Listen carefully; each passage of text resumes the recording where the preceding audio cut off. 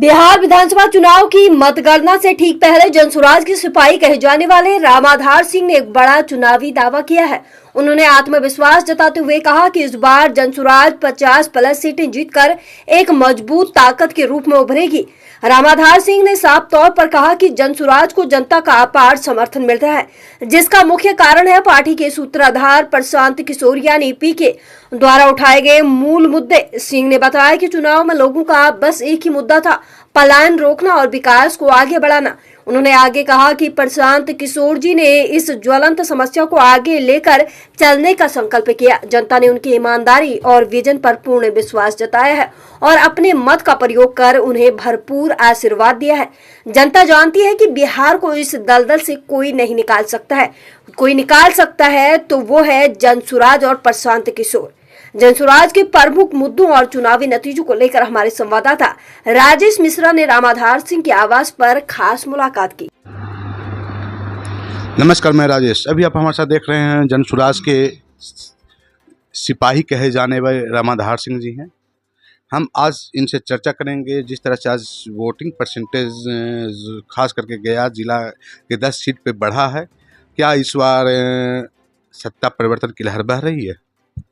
सबसे पहले आपको नमस्कार, प्रणाम। आपके चैनल में जितने भी आपको श्रोता देखते हैं उनको मैं प्रणाम करता हूं। और आपने जो अभी चर्चा किया कि भाई वोट परसेंटेज बढ़ा है, तो आप देखिए कि 121 सीट पे जब चुनाव हुआ फर्स्ट सत्र का, तो उसमें भी लगभग चैनल वालों ने लगभग 50-60 सीट का अनुमानित दिखाया है जनसुराज को। और यहाँ भी अभी तक 1 बजे तक 50%, आज तक मतलब समझ लीजिए कि 50 साल बाद ऐसा हुआ है कि 50% वोटिंग आपको हाफ टाइम में दिखा रहा था। अभी लगभग 60% के करीब वोटिंग हो रहा है।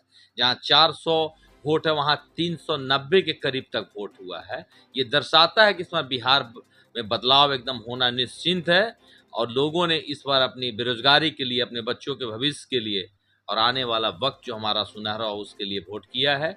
ये तो अभी भाई लोगों को लग रहा होगा कि 14 तारीख को आने में हम जीत रहे हैं, लेकिन आप इतना निश्चिंत रहिए, इस बार पूरे बिहार में जनसुराज की सरकार बनना तय हो गया है।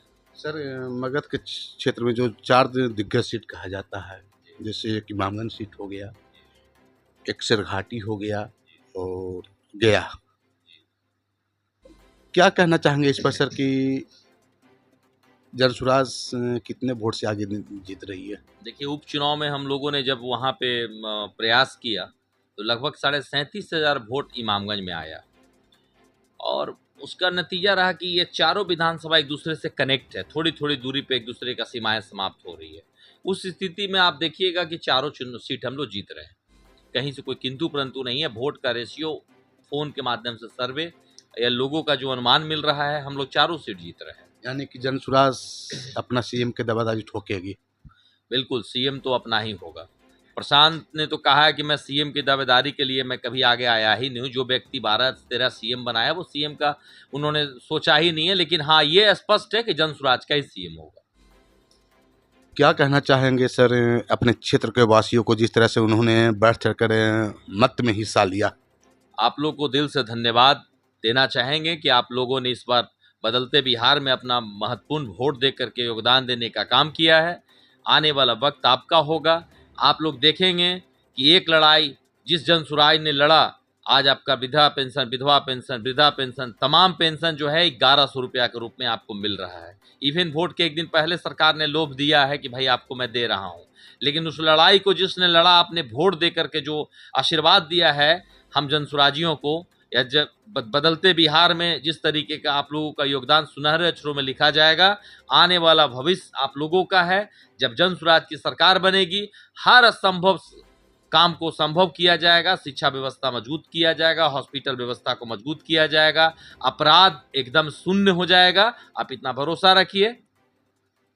सर, देखा जा रहा है कि आप सर जनसुराज के एक सच्चे सिपाही थे। कहीं ना कहीं सर टिकट न मिलने से कुछ लोगों में कमी नजर आ रही है, इसको कैसे भरपाई आप करेंगे? हमने जैसे ही हमारा टिकट कटा, उसमें पार्टी का शीर्ष नेताओं का वो डिसीजन था कि भाई हमको कहाँ पर किस तरीके का सीट पे किनको लड़वाना है। उसमें पार्टी का शीर्ष नेताओं का जो डिसीजन उसका मैं सम्मान करता हूं। उन्होंने जो सोचा बहुत सोची समझी चीज़ों को किया, लेकिन मैं जन स्वराज के साथ हूं, उनका एक सच्चा सिपाही हूं और उससे मैं बिल्कुल भी नाराज़ नहीं हूं। और लोग अगर मेरे जितने चाहने वाले अगर इस बात से दुखित भी हुए हैं तो उनको मैं ये बता देना चाहता हूं कि आपका भाई जन स्वराज का साथ है और आने वाला वक्त में जब जन स्वराज की सरकार यहाँ पे पूर्ण रूप से बनेगी तो एक न एक स्थान मेरे लिए कहीं न कहीं जन स्वराज में रखा जाएगा, जिससे आप लोगों का कार्य में, आप लोगों का हर असंभव चीज़ों में मदद करने के लिए मैं आगे आऊँगा। सर आज जिसको कहा जाता मतदान, आज मतदान का पर्व था। इस पर्व को लेकर के सर कुछ लोग, कुछ पार्टियां के द्वारा जो है जगह जगह पर लोगों को प्रलोभन देने का काम किया जा रहा था, उसको लेकर के आप क्या कहना चाहेंगे? आप सर्वे जब लगभग हर बूथ का किए होंगे तो आपसे एक रिक्वेस्ट रहेगा कि आप यहाँ से जाने के बाद कुछ बूथ पर रुकिएगा, पूछिएगा कि किसी जन स्वराज के प्रत्याशी या किसी व्यक्ति के द्वारा आपको पैसा दिया गया है नहीं दिया गया। अगर वो कह देगा तो फिर मैं मान लूंगा कि हमारे पार्टी ने भी बहुत तमाम लोगों को पैसा मैंने देने आपकी का पार्टी पर मैंने सवाल नहीं उठाया। ये कुछ नहीं, मैं कुछ पार्टी का मैं बात इस चलते कर रहा हूं या कुछ पार्टी का बात इस चलते होना चाहिए। उन लोगों ने आज तक जनता का लौटा हुआ पैसा अगर जनता को दे रहे हैं तो इसमें जनता को लेना चाहिए। वो आप ही का पैसा हक मार करके, हिंसा मार करके, तमाम चीज़ों को मार करके वो देने का काम कर रहा है। तो वो आप ही का पैसा अगर आपको मिल रहा है तो आप 1 मिनट का निसंकोच उसको करके पैसा को आपको लेना चाहिए। और वोट लेकिन इस बार बच्चों को, भविष्य को देख करके, बिहार की स्थिति को देख करके, आपको ठलने छलने वालों को देख करके वोट करना चाहिए। उसमें तमाम लोगों ने जन स्वराज को वोट किया है। सर क्या संदेश देना चाहेंगे सिरघाटी विधानसभा के आम जनता को?